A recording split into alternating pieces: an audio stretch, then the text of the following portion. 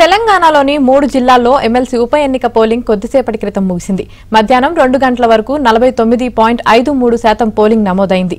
MLC బరిలో మొత్తం 52 మంది అభ్యర్థులు ఉండగా కాంగ్రెస్, బీజేపీ, బీఆర్ఎస్ అభ్యర్థుల మధ్య ప్రధాన పోటీ నెలకొంది. ఉప ఎన్నిక పోలింగ్లో పలు చోట్ల ఓటర్లకు డబ్బులు పంపిణీ చేశారు. కొన్ని చోట్ల గ్రాడ్యుయేట్ల ఓట్లు గల్లంతయ్యాయి.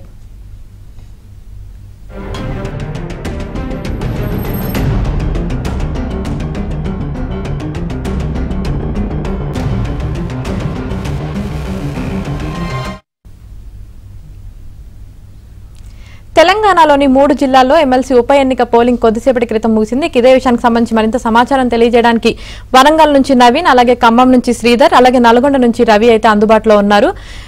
ముందుగా వరంగల్ నవీన్, చెప్పండి, ఎమ్మెల్సీ ఉప ఎన్నిక పోలింగ్ అయితే కొద్దిసేపటి క్రితం ముగిసింది. ప్రస్తుతం అక్కడ ఎంత శాతం పోలింగ్ నమోదైంది?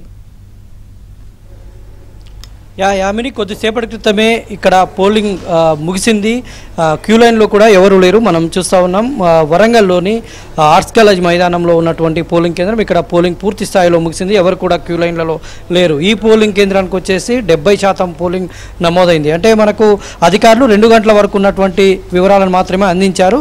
కాసేపట్లో పూర్తి స్థాయిలో పోలింగ్ శాతం అయితే వస్తుంది. దాదాపుగా మనం యావరేజ్గా చూసుకుంటే 60% పైగా పోలింగ్ నమోదయ్యేటువంటి అవకాశం ఉంది. గత ఎన్నికల్లో, అంటే ఇది ఉప ఎన్నిక, గత జరిగినటువంటి ఎన్నికల్లో 2001లో జరిగినటువంటి ఎన్నికల్లో 74% పోలింగ్ నమోదైంది. కానీ ఈసారి కొంతమేర ఓటర్లు ఉత్సాహం చూపలేదనే చెప్పుకోవాలి. కొంత పోలింగ్ కేంద్రాల కూడా దగ్గర కూడా రద్దీ తగ్గి ఉంది. కాబట్టి ఈసారి 60 నుంచి 64 మధ్య, 65 మధ్య అయ్యే ఛాన్సెస్ అయితే కనిపిస్తున్నాయి. అధికారులు పోలింగ్ ప్రక్రియనైతే పూర్తి చేశారు. బ్యాలెట్లన్నింటిని కూడా వేసి దాన్ని సీజ్ చేసేటువంటి ప్రక్రియ అయితే కొనసాగుతూ ఉంది. ఇక్కడ 70% పైగా పోలింగ్ నమోదైందని అధికారులు చెప్తున్నారు. ఓవరాల్గా చూసుకుంటే ఉదయం 8 గంటల నుంచి పోలింగ్ ప్రారంభమైంది. కొద్దిసేపటి క్రితమే ముగిసింది. అయితే ఉమ్మడి వరంగల్ జిల్లాకు సంబంధించి 227 పోలింగ్ బూతుల్లో 296 బ్యాలెట్ బాక్సులను ఏర్పాటు చేశారు. ఎక్కడ కూడా అవాంఛనీయ ఘటనలు అయితే జరగలేదు. కాకపోతే పోలింగ్ కేంద్రాల దగ్గర అక్కడక్కడ బీఆర్ఎస్కు సంబంధించినటువంటి వాళ్ళు, కొంతమంది కాంగ్రెస్కు సంబంధించినటువంటి వాళ్ళు డబ్బులు పంపిణీ చేస్తున్నారు అనేటువంటి ఆరోపణలు అయితే పెద్ద ఎత్తున ఒకరిపైన ఒకరు ప్రధాన పార్టీలకు సంబంధించినటువంటి అభ్యర్థులు ఒకరిపైన ఒకరు ఆరోపణలు చేసుకున్నటువంటి దృశ్యాలు అయితే మనకు అక్కడక్కడ కనిపించాయి. కొద్దిసేపటి క్రితమే ఇదే పోలింగ్ కేంద్రాన్ని ఇండిపెండెంట్ అభ్యర్థి అశోక్ పరిశీలించి ఆయన తనకు జరిగినటువంటి తన పైన జరిగినటువంటి దాడిని గురించి కూడా ఇక్కడ ప్రస్తావించడం జరిగింది. ఆయన ఫోన్ను లాక్కున్నారు, తన డేటా అంతా పోలీసులు కావాలనే డిలీట్ చేశారనేటువంటిది కూడా ఆయన ఆరోపించారు. తర్వాత గెలుపు పైన మాత్రం ఎవరికి వారు ధీమా వ్యక్తం చేస్తున్నారు. ఇటు కాంగ్రెస్ పార్టీ నుంచి బరిలో ఉన్నటువంటి తీన్మార్ మల్లన్న కూడా ఇక్కడ కొద్దిసేపటి క్రితమే పోలింగ్ కేంద్రాన్ని సందర్శించి ఆయన గెలుపు పైన ధీమా వ్యక్తం చేశారు. అటు బీఆర్ఎస్ అభ్యర్థి ఏనుగుల రాకేష్ రెడ్డి, బీజేపీ అభ్యర్థి గుజ్జుల ప్రేమేందర్ రెడ్డి కూడా గెలుపు పైన ఎవరికి వారు ధీమా వ్యక్తం చేస్తున్నటువంటి ఈ ప్రధాన పార్టీ అభ్యర్థులు అయితే ధీమా వ్యక్తం చేస్తున్నారు. అదేవిధంగా ప్రధానంగా మనకు ప్రైవేట్ అభ్యర్థులు, అంటే స్వతంత్ర అభ్యర్థులు, స్వతంత్రంగా పోటీ చేసినటువంటి అశోక్ ఎవరైతే ఉన్నారో ఆయన కూడా గెలుపు పైన ధీమా వ్యక్తం చేస్తున్నటువంటి పరిస్థితి కనిపిస్తూ ఉంది. మొత్తం అభ్యర్థులైతే పాలకూరి అశోక్ తహా ప్రధాన పార్టీలకు సంబంధించినటువంటి ముగ్గురు అభ్యర్థులు అయితే గెలుపు పైన ధీమా వ్యక్తం చేస్తున్నారు. మొత్తం బరిలో 52 మంది అభ్యర్థులు ఉన్నారు. ఇటు ఉమ్మడి వరంగల్ జిల్లా విషయానికి వస్తే అంతటా కూడా అటు భూపాలపల్లి, ములుగు, జనగామ, వరంగల్, హన్మకొండ ఈ జిల్లాలతో పాటు సిద్దిపేట జిల్లాలో కూడా పోలింగ్ అయితే ప్రశాంతంగా ముగిసినట్టు మనకు సమాచారం అందుతుంది. అయితే ఇప్పుడు ఈ బ్యాలెట్ బాక్సులన్నింటినీ కూడా సీజ్ చేస్తూ ఉన్నారు. సీజ్ చేసినటువంటి బ్యాలెట్ బాక్సులను ఎక్కడైతే జిల్లా కేంద్రాల్లో మళ్ళీ పంపిణీ డిస్ట్రిబ్యూషన్ కేంద్రాలు ఉన్నాయో డిస్ట్రిబ్యూషన్ కేంద్రాలకు వీటిని తరలించిన తర్వాత రాత్రి ఇక్కడి నుంచి డిస్ట్రిబ్యూషన్ కేంద్రాల నుంచి ఆయా జిల్లాల్లో ఏర్పాటు చేసినటువంటి డిస్ట్రిబ్యూషన్ కేంద్రాల నుంచి నల్లగొండకు తరలిస్తారు. నల్లగొండలో జూన్ 5వ తారీఖున కౌంటింగ్ ఉంటుంది. ఆ కౌంటింగ్కి సంబంధించినటువంటి ఏర్పాట్లు కూడా ఒకవైపు అధికారులు చేశారు.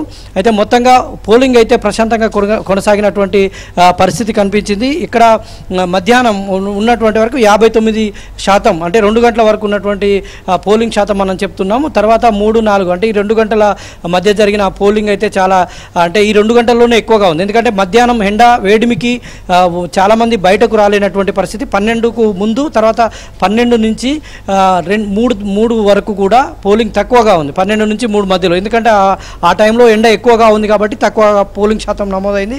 3 నుంచి 4 మధ్యలో ఎక్కువ పోలింగ్ శాతం నమోదైంది. ఈ పోలింగ్ శాతం దాదాపుగా 60 నుంచి 64 మధ్య ఉండేటువంటి అవకాశం ఉంది. గతంలోనైతే 74% ఉండే, ఇప్పుడు 64% అంటే ఒక 10% తగ్గింది. ఎందుకంటే గతంలో ఈ నెలలోనే పార్లమెంట్ ఎన్నికలు జరిగాయి, అసెంబ్లీ ఎన్నికలు కూడా మన తెలంగాణలో రీసెంట్గానే జరిగాయి కాబట్టి ఓటు వేసేందుకు కొంతమంది పట్టభద్రులు ఉత్సాహం చూపినట్టుగా మనకు కనిపిస్తుంది. కాబట్టి 10% పోలింగ్ శాతం అయితే తగ్గేటువంటి అవకాశాలు అయితే కనిపిస్తూ ఉన్నాయి. ఉమ్మడి వరంగల్ జిల్లా వ్యాప్తంగా మాత్రం పోలింగ్ ప్రక్రియ అయితే ప్రశాంతంగా ముగిసింది. చెదురుముదురు ఘటనలు పోలింగ్ కేంద్రాల వద్ద నేరుగా వాళ్ళు డబ్బులు పంచేటువంటి అభ్యర్థులను అయితే కొంతమంది పట్టుకొని పోలీసులకు అప్పగించినటువంటి పరిస్థితి అయితే ఓవరాల్గా కనిపించింది. ఓవరాల్గా ఇక్కడైతే ప్రశాంతంగా ఎన్నికల పోలింగ్ అయితే ముగిసిందని చెప్పవచ్చు. Yamini. Right, thank you Naveen.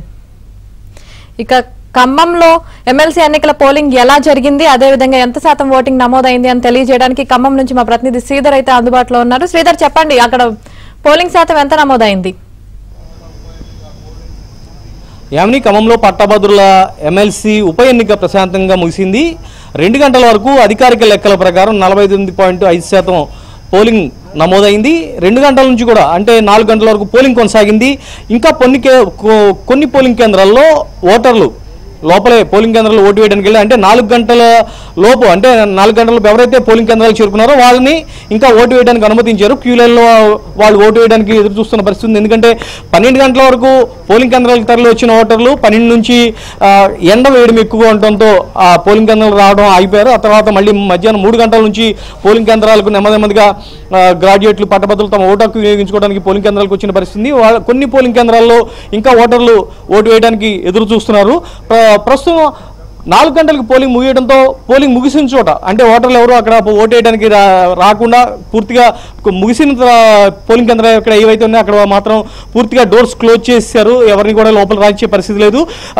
Ballot బాక్స్లను seize చేసి ఆ బ్యాలెట్ బాక్స్ను నల్గొండ తరలించేందుకు నల్గొండలో ఏర్పాటు చేసిన స్ట్రాంగ్ రూమ్కి తరలించేందుకు అధికారులు ఏర్పాట్లు చేస్తున్న పరిస్థితి ఉంది. నల్గొండలో జరిగే కౌంటింగ్ ప్రక్రియ అక్కడే జరుగుతుంది కాబట్టి అక్కడే స్ట్రాంగ్ రూమ్ ఏర్పాటు చేసి బ్యాలెట్ బాక్స్ అన్నింటిని కూడా అక్కడ తరలించేందుకు ఏర్పాటు చేస్తున్నారు. ఈసారి ఈ ఎన్నికకు సంబంధించి 52 మంది అభ్యర్థులు ఎన్నికల బరిలో నిలవడంతో జంబో బ్యాలెట్ పేపర్లు ఏర్పాటు చేసింది ఎన్నికల అధికారులు ఏర్పాటు చేశారు. తర్వాత దానికి సంబంధించి జంబో బ్యాలెట్ బాక్స్ చాలా పెద్ద బ్యాలెట్ బాక్సులను ఏర్పాటు చేశారు. ఎవరైతే ఓటింగ్లో పాల్గొనడానికి వచ్చిన పట్టభద్రులు ఉన్నారో వాళ్ళకి ఆ బ్యాలెట్ పేపర్లు అధికారులు స్వయంగా మడత పెట్టి ఇచ్చి ఏ విధంగా ఓటు వేయాలో సూచించి ఆ ఓటు వేసిన తర్వాత మళ్ళీ ఈ జంబో బ్యాలెట్ బాక్స్లో ఆ బ్యాలెట్ పేపర్లు నేర్పించి ఆ బ్యాలెట్ బాక్సులు సీజ్ చేసి వాటిని నల్గొండ తరలించే ప్రక్రియలో ప్రస్తుతం అధికార యంత్రాంగం నిమగ్నమైంది. ప్రశాంతంగా పోలింగ్ కొనసాగింది. ఇప్పటివరకు జరిగిన ఎన్నికలు ఏవైతే ఉన్నాయో శాసనసభ జరిగిన ఎన్నికలు కావచ్చు, పార్లమెంటు జరిగిన ఎన్నికలు కావచ్చు, ఆ ఎన్నికలు ఎంత ప్రశాంతంగా అయితే అధికార యంత్రాంగం నిర్వహించిందో ఈ ఎన్నికను కూడా అంతే ప్రశాంతంగా నిర్వహించాలని చెప్పేసి ఎన్నికల అధికారులు ప్రత్యేకంగా ఏర్పాటు చేశారు. ప్రశాంతంగా ఎక్కడ కూడా ఏ చిన్న సంఘటన జరగకుండా ఖమ్మం జిల్లాలో పట్టభద్రుల శాసనమండలి ఉప ఎన్నిక పూర్తయింది. 4 గంటలతో పోలింగ్ కేంద్రాలన్నింటిని కూడా డోర్స్ క్లోజ్ చేశారు అధికారులు. లోపల ఉన్న వాళ్ళని మాత్రమే ఓటు వేయడానికి అనుమతించారు. 2 గంటల వరకు అధికారుల లెక్కల ప్రకారం 49.5% పోలింగ్ నమోదైంది. ఈ 2 గంటల్లో నమోదైన పోలింగ్ అంటే 3 గంటల నుంచి 4 గంటల వరకు తర్వాత 4 గంటల తర్వాత నుంచి ఇప్పుడు పోలింగ్ కేంద్రాల్లో ఉన్న ఓటర్లు ఎవరైతే ఓటు వేస్తున్నారో ఈ పోలింగ్ దీన్ని కూడా అంచనా వేసి సుమారుగా మొత్తంగా 60% వరకు పోలింగ్ నమోదయ్యే అవకాశం ఉందని చెప్పేసి అధికారులు భావిస్తున్న పరిస్థితి మనకి ఉంది. తర్వాత రాజకీయ పార్టీకి సంబంధించిన అభ్యర్థులు కూడా ఎవరైతే 3 ప్రధాన పార్టీ నుంచి పోటీ చేసిన అభ్యర్థులు ఎవరుతున్నారో వాళ్ళు కూడా పోలింగ్ సరళిని అంచనా వేస్తున్నారు. పోలింగ్ కేంద్రాలు తరలి వచ్చి పోలింగ్ ఏ విధంగా జరుగుతుంది, పోలింగ్ కేంద్రాల దగ్గర పరిస్థితి ఎలా ఉంది దానిపైన కూడా అంచనా వేస్తున్న పరిస్థితి ఉంది. మొత్తంగా ఖమ్మం జిల్లాలో ప్రశాంతంగా పోలింగ్ నిర్వహించారు. ప్రశాంతంగా పోలింగ్ కొనసాగింది. అమ్మి రైట్, థ్యాంక్ యూ శ్రీధర్. ఇక నల్గొండలో ఎన్నికల పోలింగ్ ఎలా జరిగిందన్న తెలియజేయడానికి మా ప్రతినిధి రవి అయితే అందుబాటులో ఉన్నారు. రవి, చెప్పండి, ఉప ఎన్నిక పోలింగ్ లో పలు చోట్ల ఓటర్లకు డబ్బులు పంపిణీ చేశారు, అలాగే కొన్ని చోట్ల గ్రాడ్యుయేట్ ఓట్లు కూడా గల్లంతయ్యాయి. మరి నల్గొండలో ఎమ్మెల్సీ ఎన్నికల పోలింగ్ సరళి ఎలా ఉంది?